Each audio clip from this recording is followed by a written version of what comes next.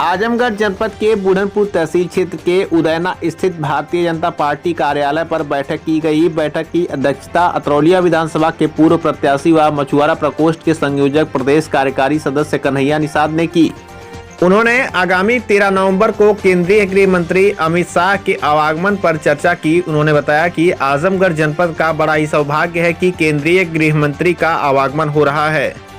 यह आजमगढ़ के लिए बड़ा ही शुभ संकेत है।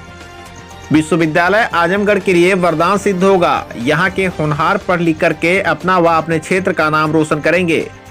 आजमगढ़ जिले के लिए मुख्यमंत्री योगी आदित्यनाथ द्वारा एक्सप्रेसवे से लेकर विश्वविद्यालय के साथ साथ अनेक परियोजनाओं को लागू कर जिले को प्रदेश में उत्तम स्थान देने का काम किया गया है। सरकार की मंशा है कि आजमगढ़ जिले का चौमुखी विकास कर इस जिले को मॉडल बनाया जाए। नोएडा, गाजियाबाद जिले जैसी सुविधाएं आजमगढ़ जिले को भी दी जा सके। इतना ही नहीं, आगामी विधानसभा चुनाव से पूर्व ही आजमगढ़ के लिए विकास का पिटारा खुलने वाला है। भारतीय जनता पार्टी की सरकार काम करने में विश्वास रखती है। बिना भेदभाव के सबका साथ, सबका विकास, सबका विश्वास पर काम किया जा रहा है। चाहे वैक्सीनेशन की बात करें या सड़कों की, शिक्षा पद्धति की बात करें या स्वास्थ्य सेवाओं की, सरकार द्वारा तमाम कल्याणकारी योजनाएं चलाकर गरीब मजदूर वर्ग को सम्मान देने का काम किया जा रहा है। उन्होंने अनुरोध किया कि आगामी 13 नवंबर को आजमगढ़ पहुंचकर विश्वविद्यालय शिलान्यास कार्यक्रम में हिस्सा लें। इतना ही नहीं, भारतीय जनता पार्टी के जिला महामंत्री हरीश तिवारी ने भी अपने विचार रखे। उन्होंने बताया कि राम राज्य की परिकल्पना अगर की जाए तो वह दिन दूर नहीं जब भारतीय जनता पार्टी की सरकार बनेगी तो हर गरीब को सम्मान के साथ साथ जीने का हक मिलेगा। इसी आगामी विधानसभा चुनाव में पूर्ण बहुमत से पुनः बीजेपी की सरकार बनेगी। इस मौके पर महाप्रधान संजय निषाद, गौरा हरदो के महाप्रधान प्रतिनिधि अंकित गुप्ता, सूरज निषाद सहित तमाम लोग मौजूद रहे। आजमगढ़ से आशीष पांडे की रिपोर्ट। मैं कन्हैया लाल निषाद, पूर्व प्रत्याशी अतरौलिया आजमगढ़। ये तो हम लोगों का बहुत बहुत सौभाग्य है और हमारे पूरे आजमगढ़ का सौभाग्य है कि देश के सबसे लोकप्रिय गृह मंत्री जो आजमगढ़ में आ रहे और शिलान्यास करके विश्वविद्यालय का उन्हें ये बता दिए कि आजमगढ़ अब किसी से पीछे नहीं, सबसे आगे रहेगा। आजमगढ़ ये राय तो हम लोग की राय बोलेगा तो हम लोग तो बहुत खुशनसीबी हैं कि जो हमें भारतीय जनता पार्टी के ऐसे अच्छे नेता, मुख्यमंत्री और गृह मंत्री और माननीय हमारे प्रधानमंत्री मिले कि जो आजमगढ़ को लगातार कुछ न कुछ देते जा रहे हैं। जैसे पूर्वांचल देखेंगे, 2.5 घंटा में लखनऊ पहुंच जाइए, फिर विश्वविद्यालय है। तो इस तरीक़ा से बहुत बड़ा हम लोगों को सौभाग्य है कि हम लोगों को मिल रहा है। इसके लिए मैं पूरी भारतीय जनता पार्टी को मैं अपनी तरफ से शुभकामना और बधाई देता हूं कि आजमगढ़ में कोई भेदभाव नहीं है, सबके लिए निरंतर काम हो रहा है। आजमगढ़ के साथ कोई भेदभाव नहीं है। जब इतनी सरकार उपलब्धियां, इतने काम कर रही है तो आगामी विधानसभा चुनाव है तो 10 सीटें हैं आजमगढ़ में। आपको क्या लगता है, अनुमान क्या लग रहा है आपको? जैसे एक फीडबैक मिल जाता है कि जनता बोलती है कि इस बार चुनाव बीजेपी के हाथ में है, बीजेपी के पक्ष में, आपको क्या लग रहा है?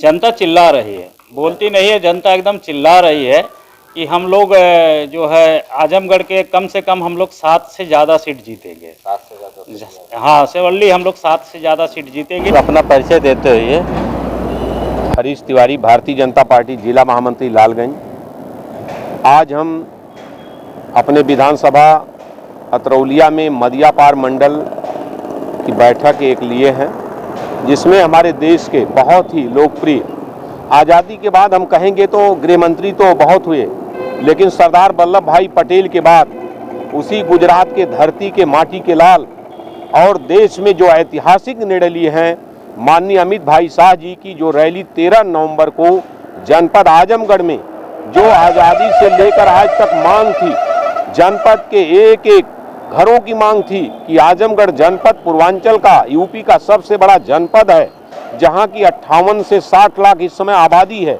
वहां एक विश्वविद्यालय होना चाहिए।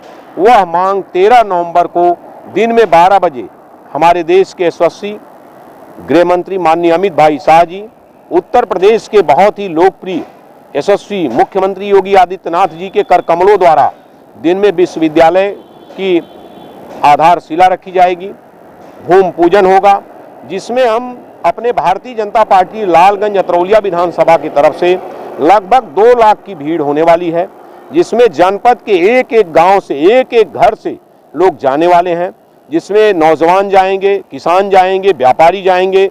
हमारे जो नौजवान आजमगढ़ के छात्र हैं उनके एक एक घरों से लोग जाने वाले हैं।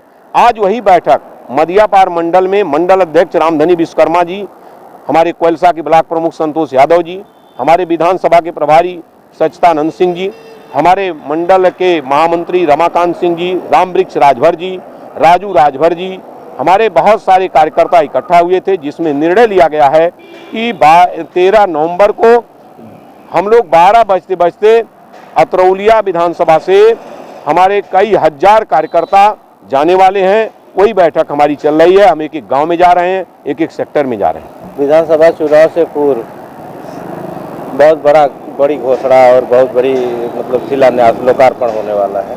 लोकार्पण शिलान्यास कहेंगे विश्वविद्यालय का, और इसके अलावा कुछ और भी ऐसा चीज़ मिलने मतलब देखिए, हम बहुत और कई कार्यक्रम हुए हैं जनपद में जिनका लोकार्पण भी करेंगे माननीय अमित शाह जी और माननीय मुख्यमंत्री जी, लेकिन और अभी हमें कहना जल्दीबाजी हो जाएगी।